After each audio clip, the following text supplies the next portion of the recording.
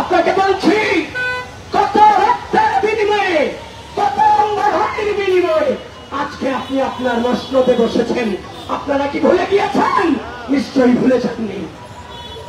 কিন্তু আমি আশ্চর্য হচ্ছি, যাদের রক্তের বিনিময়ে আপনি ইন্টারিম আজকে ক্ষমতার মসনদে বসেছেন, আপনি কালকে রাত থেকে আজকে দিন পর্যন্ত আপনার প্রশাসন দিয়ে সেই হামলা আপনি থামাতে পারেননি। নিশ্চয়ই সেটা আপনার ব্যর্থতা। এজন্য সেই ইন্টারিমকে বলছি, যদি দায়িত্ব পালনে ব্যর্থ হও তাহলে ক্ষমতা ছেড়ে দাও, দায়িত্ব ছেড়ে দাও, নিজের ব্যর্থতা স্বীকার করে নাও।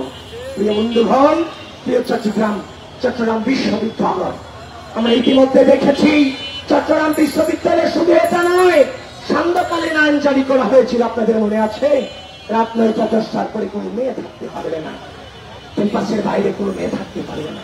এভাবে সান্ধ্যকালীন আইন থেকে শুরু করে চট্টগ্রাম বিশ্ববিদ্যালয় প্রশাসন প্রত্যেকটা পরতে পরতে তার ব্যর্থতার প্রমাণ দিয়ে দিয়েছে, মক টেস্টকে দিয়েছে, যার চূড়ান্ত পরিণতি গতকাল আমরা দেখতে পেলাম। তাই প্রিয় চট্টগ্রাম বিশ্ববিদ্যালয়ের শিক্ষার্থীবৃন্দ, তোমরা মনে রাখবে, আমরা মরে যাই, আমরা বেঁচে আছি।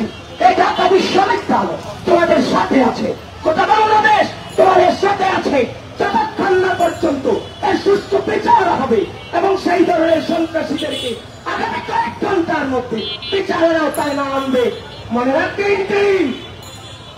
তোমাদের বিচার বাংলাদেশের জনগণ করবে, কারণ বাংলাদেশের মাটিতে একটা শিক্ষার্থীর রক্ত আর বরদাস্ত করা হবে না।